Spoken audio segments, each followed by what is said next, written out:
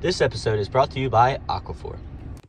Okay, what's up, guys? Welcome back to another episode. I'd first like to preface that this podcast episode by saying that today's episode is not a typical episode. The funny, uplifting kind of mood that we typically have will not be seen today. Today, we're being serious. Mental illness is not a joke. It is a serious issue that needs to be discussed. If we continue to undermine it and brush it under the rug, the people around those suffering from these illnesses will face harm. We understand that there may be some disappointment in you and those of you that are regular listeners, but we implore that if there's any episode you're going to listen to, it's today's.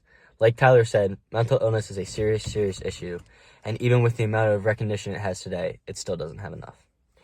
I think the biggest problem with giving it the recognition it deserves is that it's so hard to define what mental illness is. Is it mental health? Is it intellectual disabilities? And if these are considered different, does that mean we need to have more awareness for both?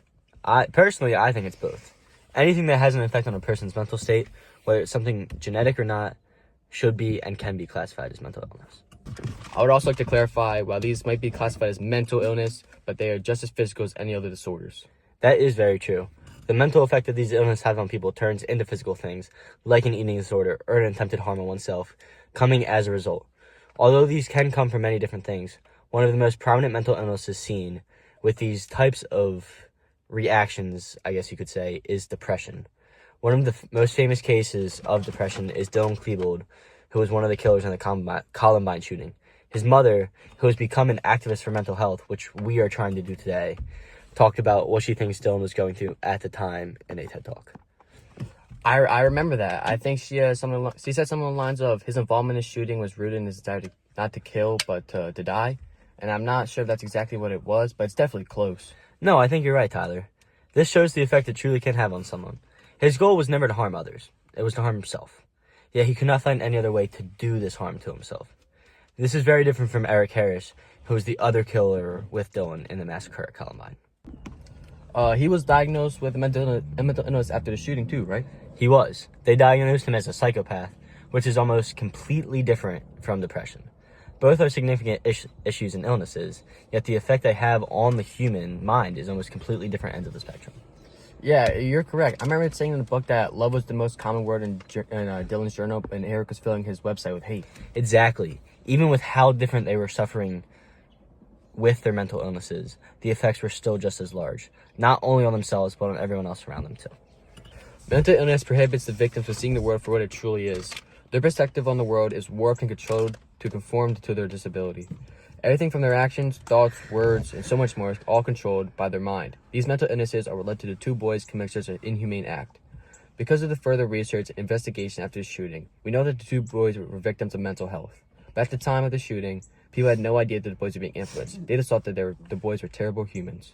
Yeah, and that is one of the underlying issues of it nowadays.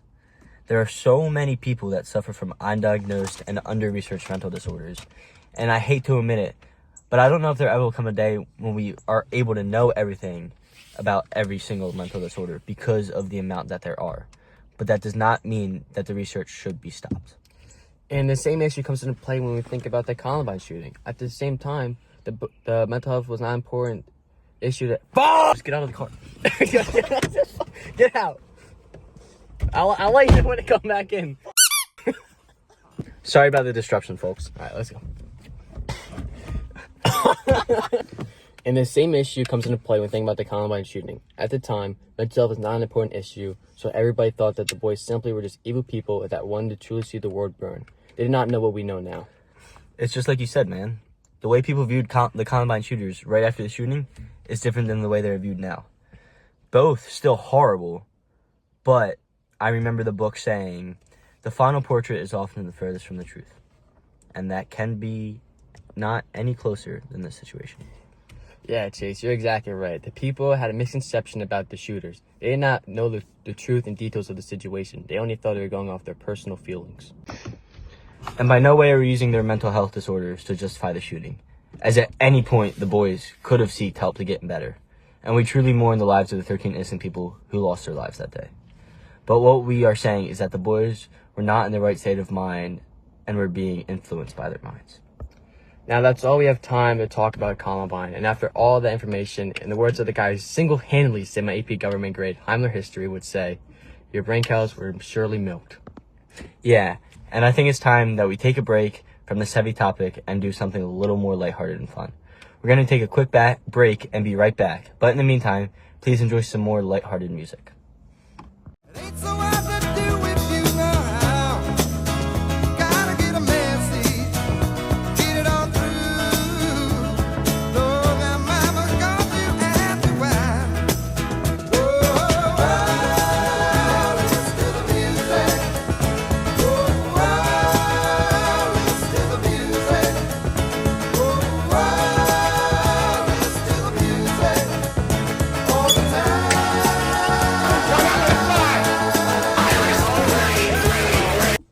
Damn, dude, I was hungry. So was I. But now that we're back, I think it's time that we lock back in and focus on the implications of mental health more. But how it's not just an illness, but a disability too. Yeah, you're right. Let's finish this thing. Charlie Gordon is protagonist in Flowers for Algernon. Charlie was born with an intellectual disability called phenylketonuria, and that did not allow him to retain knowledge just like everyone else. This led to Charlie having an IQ of just 68. We're going to refer to this as PKU for the rest of the time. PKU is a rare inherited disorder that causes amino acid like phenylalanine to build up in the body. This causes the gene that helps enzymes break down phenylalanine to not work properly. Sorry for the little scientific blurb there. We just wanted to describe a lesser known disorder after talking about more popular disorders like depression and being a psychopath. PKU, although uncommon, is still a significant disorder and is something that can affect people for their entire lives. This is one of many under-researched mental disabilities that is almost thrown under the rug because it's not a popular disorder. But anyways, yeah, I do remember him. Because of his PKU, he was selected for a surgery that would increase his IQ and allow for him to retain knowledge easier, right? Yeah, you're right. But the weird thing is, on paper, the surgery was successful, but it had so many negative effects on Charlie as a person and his mental state. Everything was from his personal relationships and mental health battles were all severely harmed because of the surgery. When Charlie got his surgery, a new Charlie was created. His alter ego, Charles. Are we serious? When Charlie got his surgery, a new Charlie was created. His alter ego, Charles. Even though a new Charlie was born, the old one was never really destroyed. And that can be seen in the book when it says, you can't put up a new building on a site until you destroy the old one. And the old Charlie still exists. Yeah, I remember many times in the book saying that the new Charles is constantly haunted by the old Charlie. And this relates to real life because even when we try to become a new person, our old self still haunts us. Whenever Charles makes a decision, he's always battling mentally with the old Charlie. All day, every day, the old Charlie is trying to break free of the chains in which he was suppressed.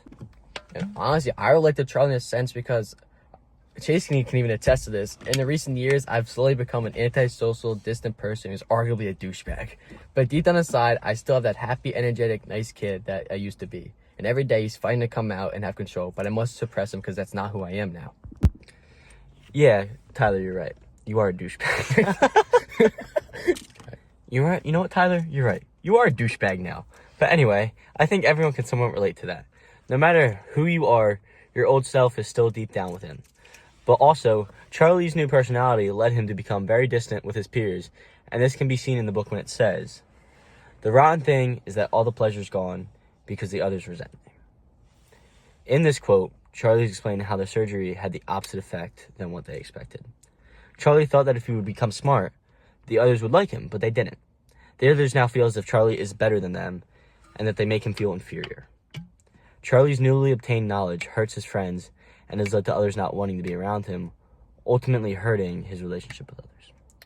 Charlie is unfortunately one of the many examples of these type of conditions and the way which people treat him are similar in real life. We know we've thrown a lot of information at you this episode, and we are sorry about that. But what we're really trying to say is that these illnesses and disabilities aren't the issue. It's the problem that we think these people need to change themselves, when in reality, we need to accept them for who they are. We apologize to any of you who are expecting to hear one of our typical upbeat episodes, but we implore you to please be more aware of these things. Thank you all for listening, and we'll catch you next week with a more typical episode.